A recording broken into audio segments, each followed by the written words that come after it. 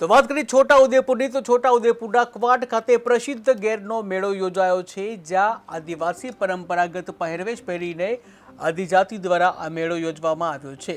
આદિજાતિ મંત્રી, સાંસદ, ધારાસભ્ય ઉપસ્થિત રહ્યા હતા, ત્યારે મંત્રી ડોક્ટર કુબેર ડિંડોર પણ અન્ય નેતાઓ સાથે નાચતા જોવા મળ્યા।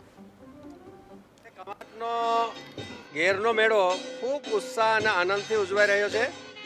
આ ઘેરૈયા બુડિયા જે બને છે એને થોડું મહત્વ એ રીતનું છે કે એ બાધા લેતા હોય છે અને 15 દિવસ સુધી એ ઘરમાં ઊંઘતા નથી અને સ્ત્રીનું બનાવેલું ખાતા નથી અને એ ઝાડના સાંયે ઊંઘે છે, ખાટલે નથી બેસતા અને એ રીતની બાધા રાખે। એ વધરમાં પણ કૂદી જાય તોય પણ એમને ચોંટતી નથી, એટલી એમની માનતા હોય છે।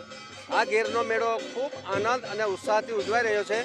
એમાં ધામલિયા સાહેબ એટલે કે જે તે વખતના કલેક્ટર હાલ વડોદરા છે, એમનો પણ ખૂબ મોટો સિંહ ફાળો રહ્યો છે। એમને આ ઘેરના મેળા માટે ખૂબ મહત્ત્વ આપ્યું અને પ્રશાસન પણ ખૂબ વ્યવસ્થા કરી કવાંટની ઘેરના મેળા માટે લોકો માટે। એ અમારું સૌભાગ્ય છે, અમારી શૌર્ય, અસ્મિતા, અમારી સંસ્કૃતિ, અમારી પરંપરા એને જાળવણીનું કામ અમારા યુવાનો, વડીલો, માતા બહેનો આજે કરી રહ્યા છે।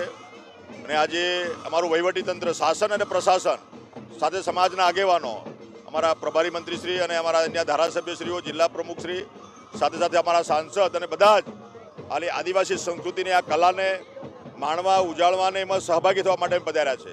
આ ઘેરના મેળાનો એ ઐતિહાસિકતા એ છે કે અમારી જે પુરાની પરંપરા, સંસ્કૃતિ અને હેન્ડીક્રાફ્ટ અને સાથે સાથે અમારી વારલી પેઇન્ટિંગ અને પિઠોરા પેઇન્ટિંગ, જે સંસ્કૃતિ અને પ્રકૃતિ સાથે જોડાયેલી જે બાબતો જે છે, પર્યાવરણની જાળવણી, સમાનતા અને સાથે મળીને ઉત્સવો ઉજવવાનું જે કામ, એ અમારા ભાતીગળ સંસ્કૃતિ જે અમારી આદિવાસી સમાજની છે, એનું સંપૂર્ણ ચિત્ર અહીંયા આજે ઘેરના મેળામાં બધા આપને જોવા મળશે। અહીં દેશ વિદેશના પણ મિત્રો અહીં પધારે છે અને અમારી જે પરંપરા છે એને જાળવણીનું કામ અમારા યુવાનો, અમારી માતા બહેનો જે કરી રહ્યા છે।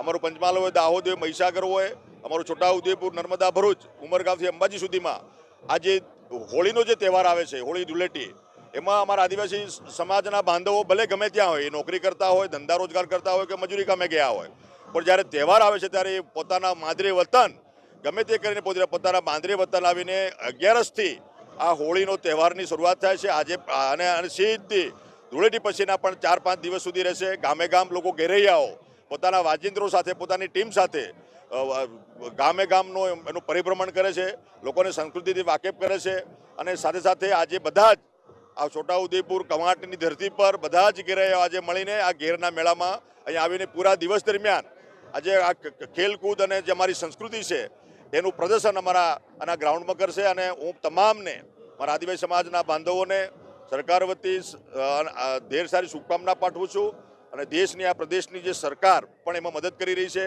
આ ઉત્સવ છે, આ વસંતોત્સવ છે, આ વિકાસનો ઉત્સવ છે, એમાં બધા જ જોડાયા છે। તમામ મારા આદિવાસી બાંધવોને ઢેર સારી શુભકામના।